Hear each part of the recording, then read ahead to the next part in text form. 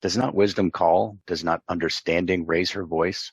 On the heights beside the way, at the crossroads, she takes her stand. Beside the gates in front of the town, at the entrance of the portals, she cries aloud.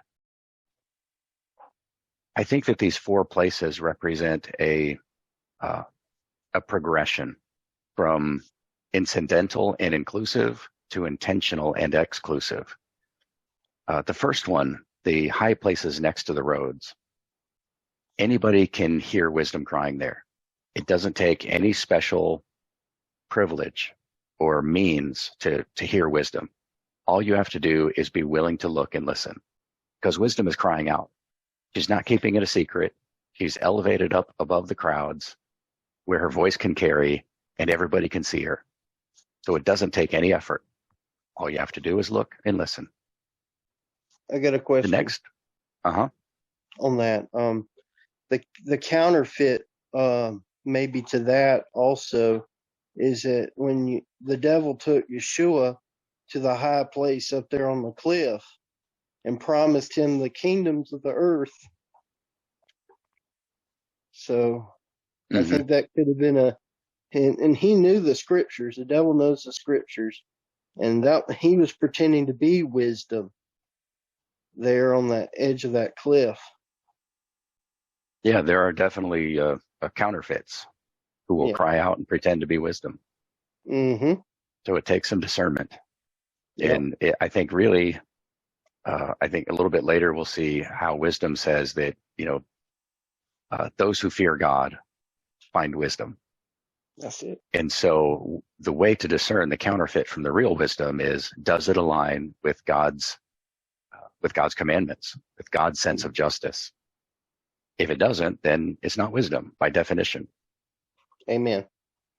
Yeah. So this, the second one at the crossroads, remember this one is down level with the road and it's in the crowd. So wisdom crying out here is harder to hear and harder to see. You have to be looking for it.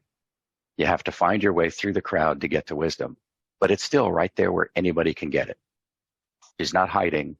She's not somewhere where you have to be a rich person or you have to have power to get to.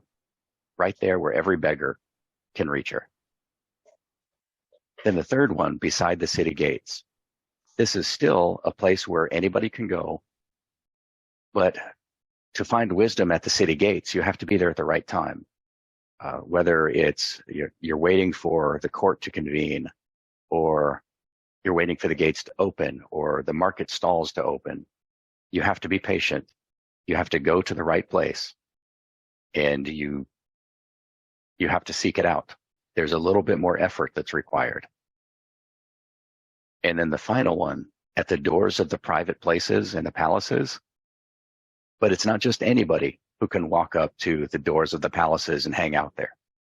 So there's some exclusivity, and you have to go to this one place. There's not a big market where there's lots of people and anybody has an excuse to be there. You have to go and find the right doorway, and there has to be something happening on the other side of that door. It's not just any private house. It's got to be a private house where there are deals being worked out, where there are people debating or making decisions, and you're listening in. Now, there's always wisdom in participating in the conversation, in creating those decisions, but the learning of the wisdom, at least in this case, is listening to the people who are making those decisions. This is about the places of power. So there are wisdom at all of these places.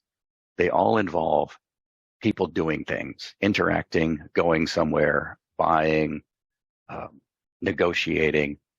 All of these things are sources of wisdom. And it works for rich people and it works for poor people. But the finer points of wisdom, the really difficult things, take more intention, more determination to get there. And I don't think the intent with talking about the entrances of the portals is to say that only rich people have access to that.